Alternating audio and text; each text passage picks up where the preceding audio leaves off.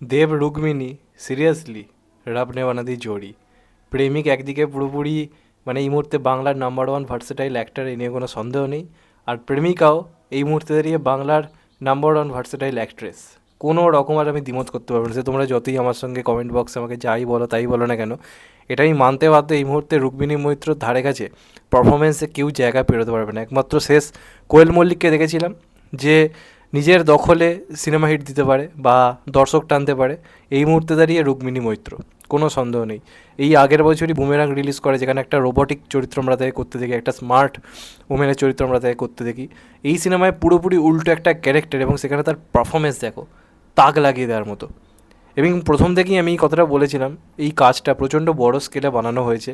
বাংলার বুকে আমরা যদি ভেবে দেখি কোনো দিন সঞ্জিলীলা ফনসালি লেভেলের যদি কাজ আসে, সেটা কেমন হবে। আমরা শুধু ভাবতাম যে বলিউডে ওই রকম ধরনের কাজ হয়, বাংলায় হয় না। হওয়া কিন্তু খুব দরকার ছিল। এবং বিনোদিনী মানে যে গল্পটা, বিনোদিনী দাসের যে গল্পটা, সেটা কিন্তু প্রচণ্ড প্রচণ্ড পরিমাণে, আমি তো অতটা জানতাম না, মানে ইতিহাসটা সম্বন্ধে আমি অতটা জানতাম না। এটা ট্রেলারটা দেখার পর একটা আন্দাজ করতে পারছি, যে জায়গা থেকে সে উঠে এসছে, তারপর যেভাবে তার নিজের একটা মানে জায়গা সে তৈরি করেছিল, সেটা সত্যি কথা বলতে গেলে প্রচণ্ড প্রচণ্ড পরিমাণে কিন্তু মোটিভেটেড। অন্তত ট্রেলার দেখেই আমার এতটা মোটিভেটেড লাগছে, তাহলে যখন সিনেমাটা দেখবো কতটা লাগবে। এবং বাংলাতে বহুদিন ধরে কিন্তু সেই নারীকেন্দ্রিক সিনেমা মানে ঘরের বউদের সিনেমাগুলিই হয়েছে, যে বাড়িতে বউরা কতটা প্রবলেমের মধ্যে থাকে, এই ধরনের সিনেমা হয়েছে, যেগুলো মোটামুটি family drama kind of movies.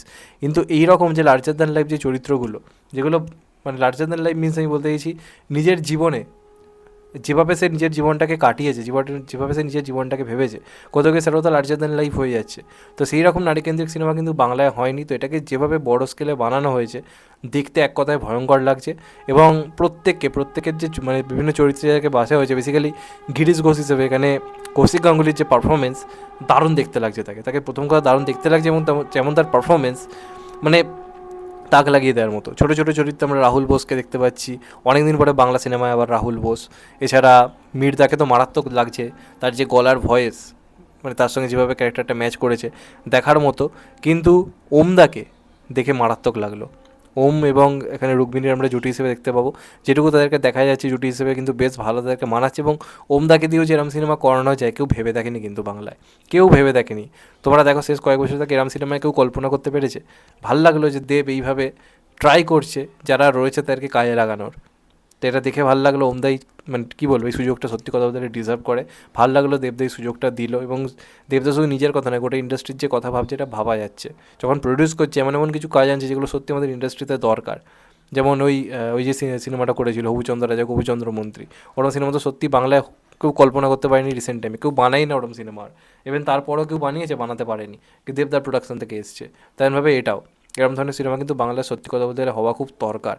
এবং সর্বোপরি রুক্মিণী মৈত্র যে অসম্ভব পারফরমেন্স দিয়েছে প্রত্যেকটা সিনে, সেটা ইমোশনাল মোমেন্ট হোক বা কোনো সোয়াগ দেখানোর ব্যাপার চলছে, একটা অ্যাটিটিউড দেখাচ্ছে, এই প্রত্যেকটা জায়গাতে কিন্তু অনবদ্য পারফরমেন্স দিয়েছে। বেসিক্যালি তার স্ট্রাগল পিরিয়ডের যে মানে মেকআপ বা যে ধরনের লুক দেওয়া হয়েছে, সেটাও কিন্তু দারুণভাবে ম্যাচ করছে। আর তার সঙ্গে সঙ্গে যখন সে নাম করে যাচ্ছে, এবং এই ধরনের সিনেমার ক্ষেত্রে কী হয়, এই যে ক্যারেক্টারগুলো যে উত্থান পতনটা মানে সমান তালে দেখানো খুব দরকার, যেটা আমরা এতেও দেখেছিলাম, গাঙ্গুবাইতেও দেখেছিলাম। তো এই জিনিসটা কিন্তু এই সিনেমাটার ক্ষেত্রেও দারুণভাবে মেনটেন হয়েছে। অন্ততপক্ষে বাংলা সিনেমা এইরকম স্কেলের তো ভাবা যায় না।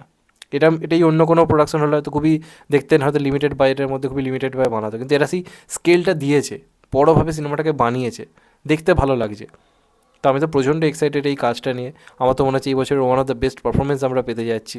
রবীন্দ্র মিত্রর কেরিয়ারের হয়তো একটা সেরা পারফরমেন্স আমরা দেখতে পেতে চলেছি। তো দারুণ লাগছে। এবং তার সঙ্গে সঙ্গে ট্রেলারে ওই যে গানটা বাজছে ভজ গৌরাঙ্গ বলে যে গানটা, সেটাকেও যেভাবে রাখা হয়েছে সেটাও কিন্তু কোথাও গিয়ে মানে ভালো লাগছে শুনতে। সিনগুলোর সঙ্গে ট্রেলারটাকে যেভাবে কেটেছে সেটাও দারুণ। তো আমার জন্য ট্রেলারটা বেশ ভালো ওয়ার্ক করেছে। তোমাদের কেমন লেগেছে অবশ্যই কিন্তু কমেন্ট করে জানাও। আর এই হচ্ছে একটা প্রোডাকশন যারা সব ধরনের কাজকে সাপোর্ট করে। একদিকে এরকম পিরিয়ড পিস মুভি আসছে, আবার একদিকে খাদানের মতো মেন স্ট্রিম মুভি, আবার অপরদিকে আমরা দেখতে পাচ্ছি টেক্কার মতো একটা অন্যরকম গল্প। তো একটা প্রোডাকশন ঠিক এরকমই হওয়া উচিত। এবং এইটাই হচ্ছে ব্যাপার। দেবদার মানে প্রডিউসার হিসেবেও এই মুহূর্তে দেবদার মানে ভাবনা চিন্তা অন্য লেভেলের, আর অ্যাক্টর হিসেবে তো বাদই দাও। কিন্তু বাদ বাকি সবার এই সিনেমায় কাজ, এবং রামকমল মুখার্জি দারুণ কাজটা বানিয়েছে, যেভাবে ভিজুয়ালি জিনিসটাকে ভেবেছে, দেখতে ভালো লাগছে। তোমাদের কেমন লেগেছে কমেন্ট করে অবশ্যই জানিও। চ্যানেলটা নতুন হলে চ্যানেলটা সাবস্ক্রাইব করে দিও and get the bell icon. ভালো থেকো সবাই, টেক কেয়ার, নমস্কার। আবার দেখা হবে হয়তো, বাই। সবাই ভালো থেকো, সুস্থ থেকো, নমস্কার, টেক কেয়ার, আবার দেখা হবে।